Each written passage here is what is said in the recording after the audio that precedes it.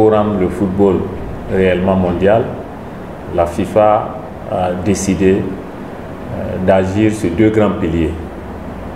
Vous voyez le nouveau slogan de la FIFA, le football unit le monde. Donc cela fait penser à la masse, le maximum de personnes autour du ballon. Et ça, c'est ce que nous appelons le football amateur. Et pour ce faire, nous sommes en train de faire l'analyse mondiale et l'analyse du football amateur dans les différents pays. Mais dès 2019, la FIFA a lancé une analyse mondiale en ce qui concerne le développement des talents. Ça, c'est l'autre pilier. C'est le football d'élite, c'est le football de haute performance, le football de haute compétition.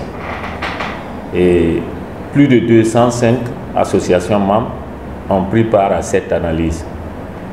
Malheureusement, il y avait la pandémie de Covid-19 et cela a empêché les experts de se rendre sur le terrain, mais l'analyse a été faite en ligne en partenariat avec les différentes fédérations.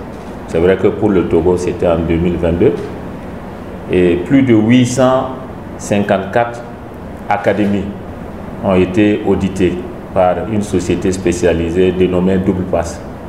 Et à la fin de ce processus, un rapport mondial a été produit, mais aussi un rapport spécifique à chaque pays.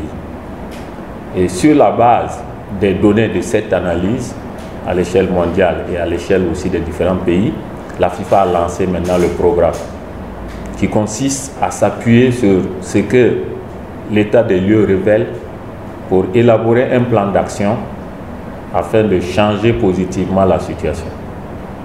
Alors, le TDS vise deux grands objectifs. Les objectifs généraux. Le premier, c'est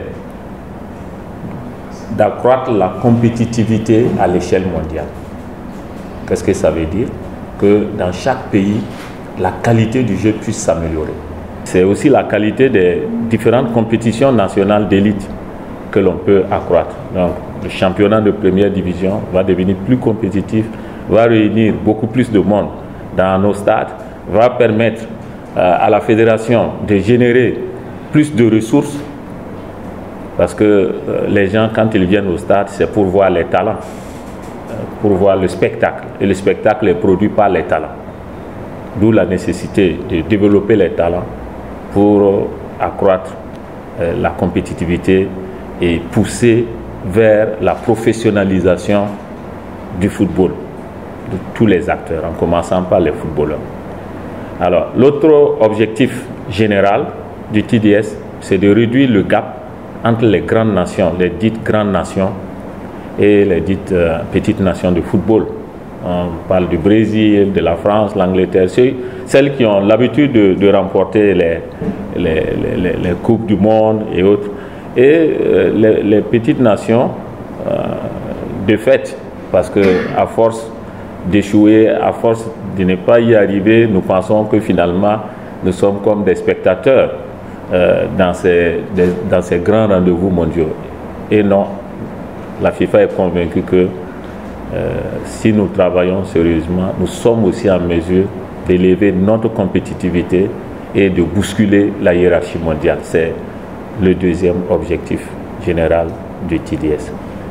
Donc je pense que voilà globalement le TDS et je suis là pour échanger avec nos collaborateurs de la Fédération togolaise de football et aussi le leadership fédéral sur comment nous pouvons élaborer un plan d'action réaliste, réalisable, efficace